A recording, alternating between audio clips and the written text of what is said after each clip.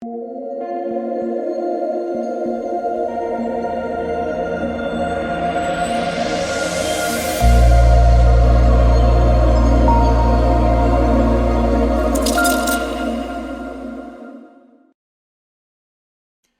right, happy Friday, guys. We have a 10-game slate to go over. If this is your first time watching, welcome. My name is DK. I make content for Draftkings, NBA Top Shot, and for Prize Picks. The sponsor of this video is Prize Picks, which is a player prop site. Ton of different sports. You can mix and match sports. How it works is you pick 2 to 5 player props, and you can win up to 10 extra money.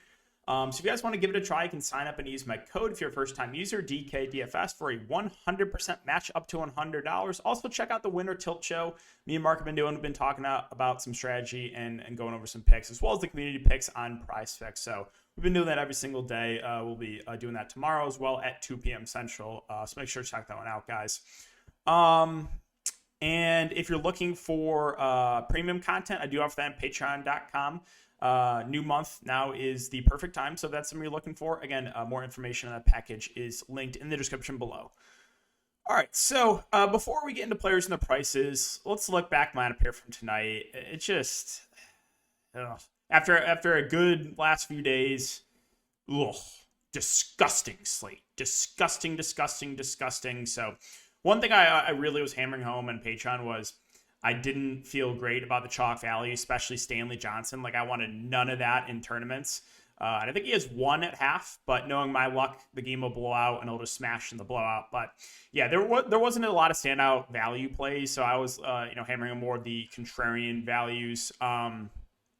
Did end up going Moses Brown there. Wasn't originally. I was messing with my build and moved a couple things around. I was going back and forth like Paul George versus KD. Ended up going KD. He was fine. Again, he was disappointing for a long time. Kevin Love was massive chalk. The Cavs got destroyed. LeVert almost 90%. Again, Cavs got massively killed. So those guys lost a good chunk of minutes. Nothing you can do about it. We get overtime for the Bucks. Brook Lopez benched. He is the slowest person on this earth. On planet Earth, there's no one slower than Brook Lopez. He walks around like he has cement on his feet. God, that was so frustrating. He was a low-owned value play, 3.9 kids, been averaging 20 to 25 fancy points. Benched in a good match against Drummond, right? A slow, immobile big. Like, throw Lopez out there. No way. Gets benched when I buy in. So tilted about that. And then, yeah, I didn't have a spot left here. I had Reeves once I knew he wasn't starting. I didn't have anywhere I could pivot, so kind of just got screwed there. But I was just more willing to play a lower-owned value play. One guy wanted to get to his THT, but I just couldn't afford him over chalk Stanley Johnson. But, yeah, ugly slate. And you can tell in the ownership, right, super low scoring day. Malik Monk, massive chalk right now. He's busting. Karis LeVert, almost 100% owned. He was a bust. Moses Brown was the one piece of chalk that got there. The blowout did help him, though, right? He played basically all that garbage time. So the blowout did give him a pretty significant minutes bump. Are you still having a decent game, though, without the blowout? Stanley Johnson, again, I wanted a 40% Stanley Johnson. I wanted none of that. What else? Coro goes for 9 fancy points. Let's see. Again, Love was massive chalk. Again, he was a bust. So, like, a lot of landmines tonight. Winning lineup right now is Hayes, LeVert, Giannis, KD, Moses Brown, Reggie, who got overtime, and we'll get to it.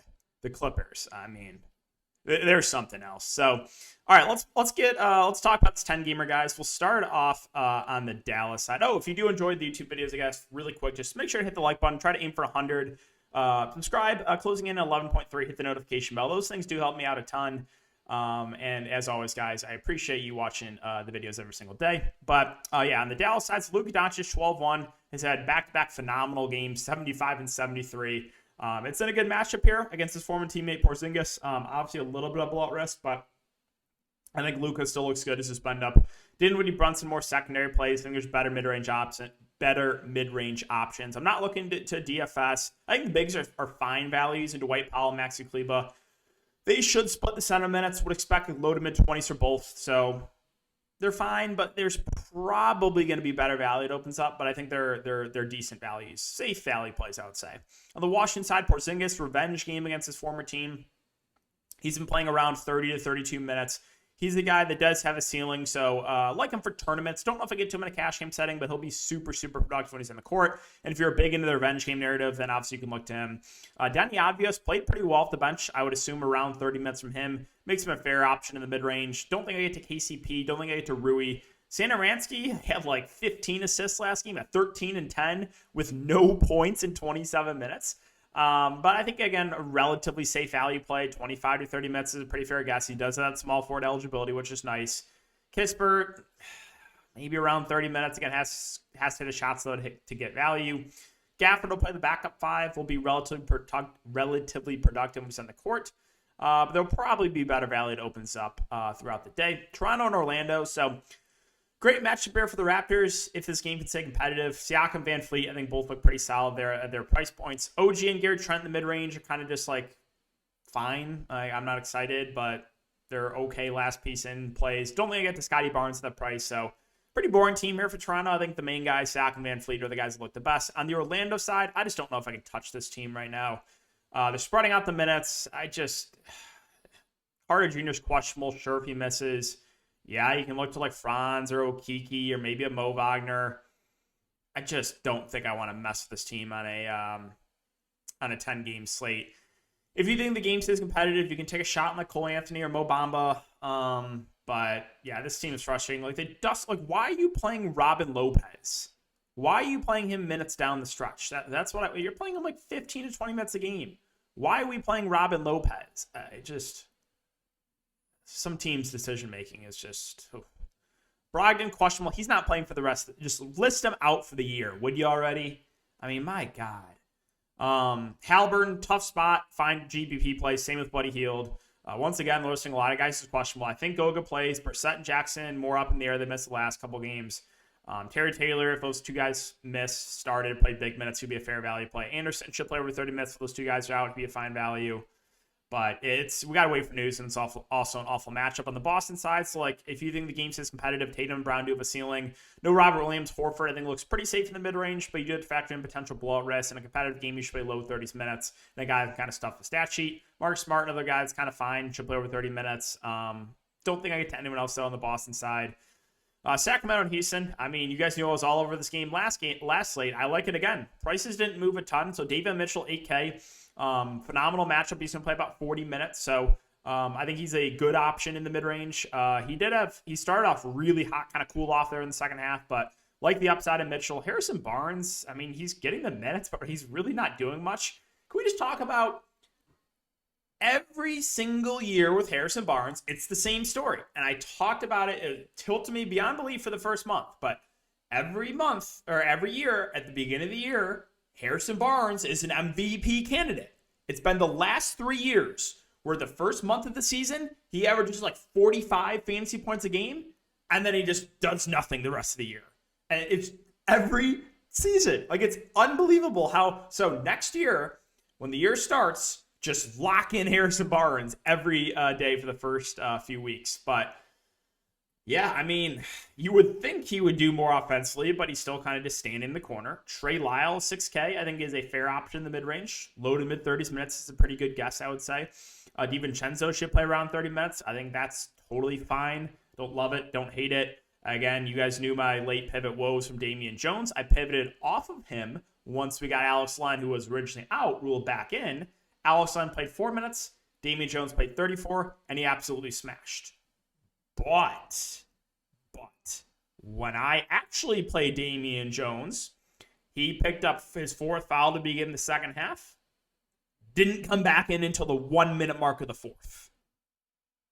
And as you know, if someone I don't have that's chalk gets in foul trouble, like Marvin Bagley the previous slate, they're staying in the game. So yeah, Damian Jones, if he gets similar minutes to last game, he is underpriced. Not sure if he does, but if he does, the ceiling is clearly there.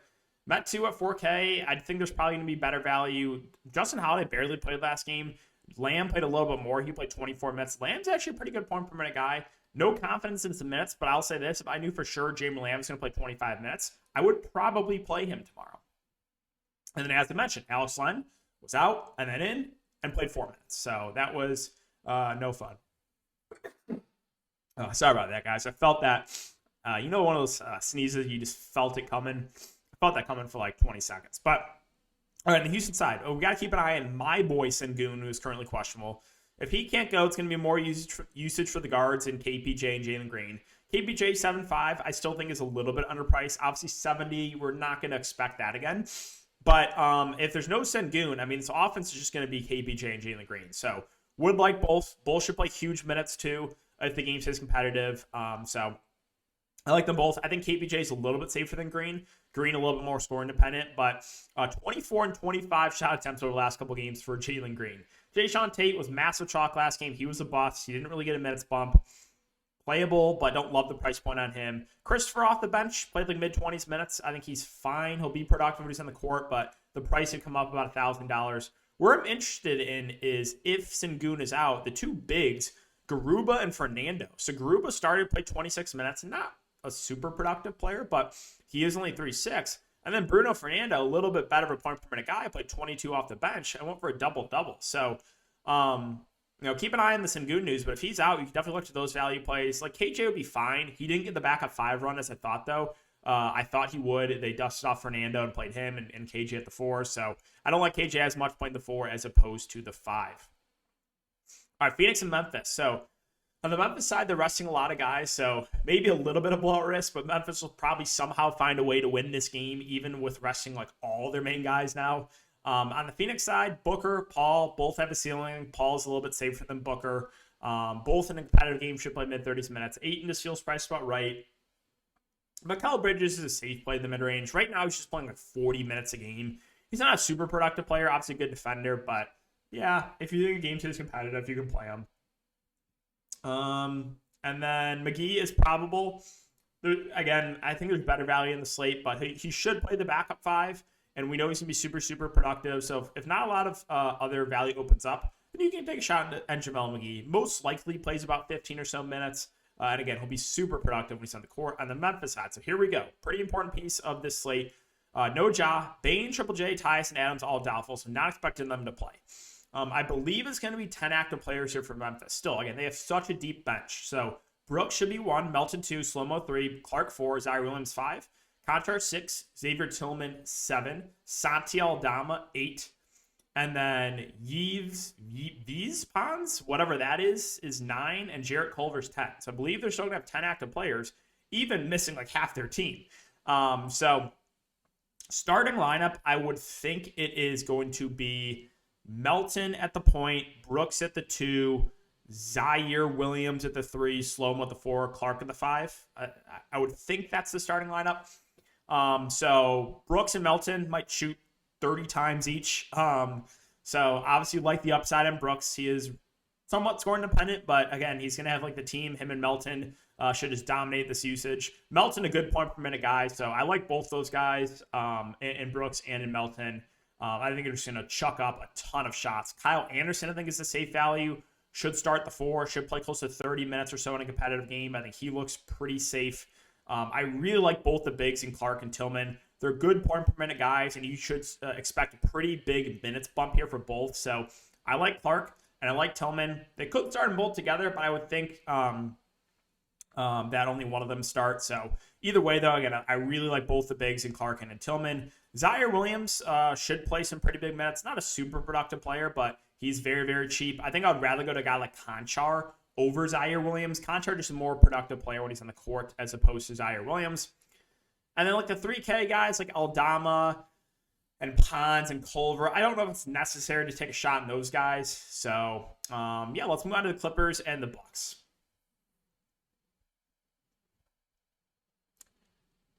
This Clippers team, they're really pissing me off. They're really pissing me off. Ty Lue.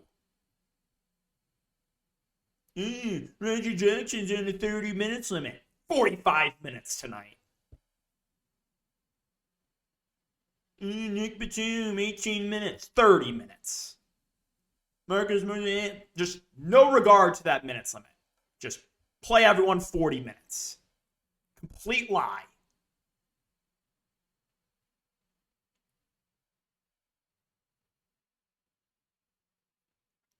Paul George, we'll see if he plays in a back-to-back. I'm not sure if he does. So we'll keep an eye on this news. If he plays, you can use him for tournaments. Didn't play a ton. I think he played around 30 minutes tonight.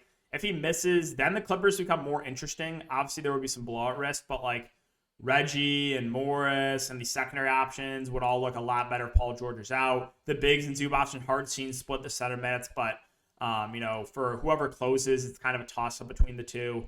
So like, I don't know what to do this team right now. It's kind of dependent on Paul George news. So we'll keep an eye on news. I actually wouldn't even be shocked if they like rest some of the veterans here in a game on the road against the Bucks. Like, I would not be shocked if they rest like George and Reggie and Morris and Batum and just throw out like a G League team. That's possible, I think, on a back-to-back on the road against Milwaukee. So just keep an eye on the news here for the Clippers. But again, really, really pissing me off. All right, the Bucks. Giannis Antetokounmpo, 11-7. If he does end up playing, which I assume they will, but we'll see. Great option, great matchup. He's playing big minutes right now. No issue with Giannis. Drew Milton, more secondary options. Brook Lopez, watching him play is just so frustrating when you have just trots with cement on his feet. He is slower than slow-mo Kyle Anderson, and there's no debate about it. There's no one slower than Brook Lopez.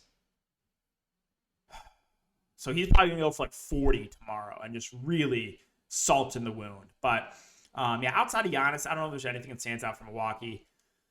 All right, Detroit and OKC. So two bad teams going up against each other. Detroit's been playing pretty well of late. They beat Philadelphia tonight. Crazy stuff. Also, Marvin Bagley injured. Don't expect him to play. So we could have some value here. Cade Cunningham, I would think, plays mid-30s minutes. I think he's a decent option in both formats just because Detroit's shorthanded. It's a great matchup. Sadiq Bey's fine. He's just such a frustrating roster.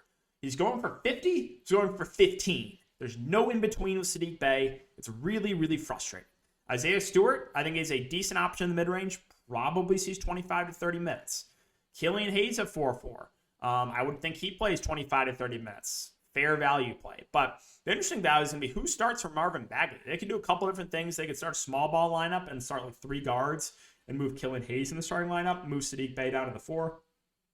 Or they could go to Isaiah Livers or Braxton Key, who I still believe is a fake person, as options. So Isaiah Livers, the Michigan product, could be picking up a start in this game, or it could be Braxton Key. So keep an eye on that news. If one of those guys starts, sure, you can play them. Neither are super productive, but yeah, they could be potential value plays. So monitor the Bagley news there on the Thunder side. So we already got news that Trey Mann is out. So should be an 8-man rotation with JRE being limited. So I think the Thunder guys look pretty good. Now, Pokashevsky, 7K, for some reason only played 29 minutes. I would expect, though, in a competitive game, they would want to play him as many minutes as he could handle. So I would think he plays like 35 minutes in this game, which makes him a viable option. Maladon finally getting a pretty big bump to 6.8K. Still think he's a solid option that should play big minutes, but no longer a priority. Isaiah Roby does have a super high ceiling. Also has shown a floor, though. He's kind of been up and down. If you just look at the last 5 games, 12, then 44, then 28, then 55, then 29. Wiggins at 5K should see big minutes, but the price point feels about right for him. Some of these more made-up players like Vit and Lindy Waters, they're viable values. Vit shot 1 of 10, still went for 26 fantasy points last game. Lindy Waters went for 36 fantasy points, so both those cheap guys are in play. Olivier Sarr hasn't really been great, when he's been out there, besides that last game where he's actually pretty productive in 26 minutes. But I think he's a fair value play. I don't think I get to JRE at 3-4 just because I would assume they still take it easy on his minutes. Portland and San Antonio, so I don't know if I get to anyone in Portland. They have 11 active players. They played 10 last game, which I was worried about. Then just everyone playing like 25 minutes. That's basically what it was. You saw like Eubanks, I think, play the most at like 31, but everyone else played just like 25 minutes. So if you want to take a shot at Eubanks in a revenge game, I guess you can do that. But I just don't know if I can stomach this on a 10-gamer. So, I mean, honestly, maybe a guy like Reggie Perry He's actually not a bad point per minute guy. He's only 3.4. He got in massive foul trouble. If he plays like 20 minutes, then I could see it maybe, but I don't think I'll be touching this Portland team. On the San Antonio side, well, you have to factor in the blowout risk because this Portland team is just awful. So you do have to, remember that. But Murray in a competitive game is in a great spot.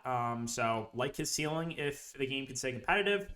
The rest of San Antonio, though, I mean, they're all secondary plays. Pirtle, Johnson, Vassell. I will mention Josh Richardson has played extremely well of late, but like, I don't know if I want to play him. Lonnie Walker barely played. Zach Collins was in a little bit of foul trouble last game. Would expect him to go back to around 20 minutes. But yeah, outside of Murray, there's not a lot that I love. Minnesota and Denver, another team that, Minnesota frustrates me. Cat at 9.6, fine for tournaments. Anthony Edwards, probably him and D'Lo are a little bit easier to get to because they're cheaper.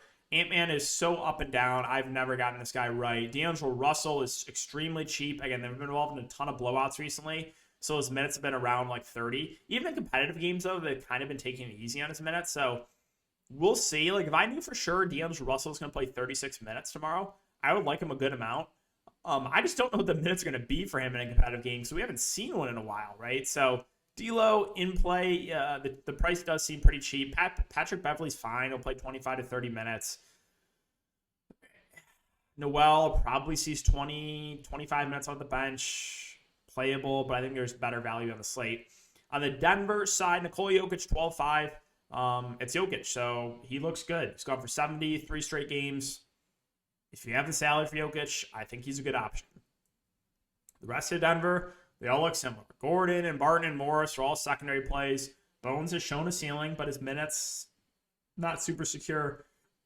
I'll always mention Boogie Cousins because if something happens to Jokic, he can break a slate, and he's cheap, right? He's only 3.6. So if you get Jokic foul trouble or if you get a blowout, Cousins has that upside to break a slate. So I will always mention him because, again, he has that ceiling. And finally, the Pelicans and the Lakers. So on the Pelicans side of the big three, CJ, JV, and Ingram, I think it's JV that looks the best. Right now, he's getting a pretty big minutes bump. For a while this season, he was only playing around 30 minutes.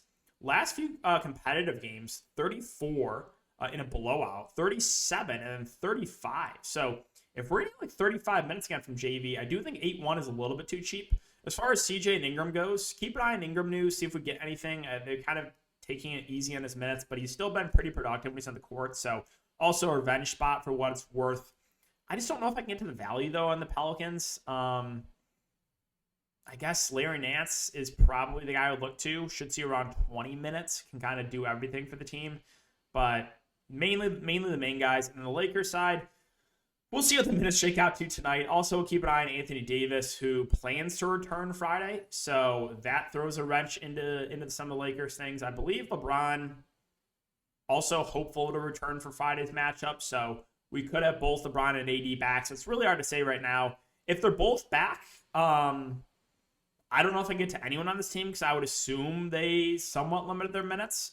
If they're both back and there's no limitations, then I like AD at 8-9, but I would be shocked if they play and there's no limitations. If they're both out, then we can start looking to guys like Monk and Westbrook, like Dwight if he starts, some of the gross values. So Lakers, we'll keep an eye on that news.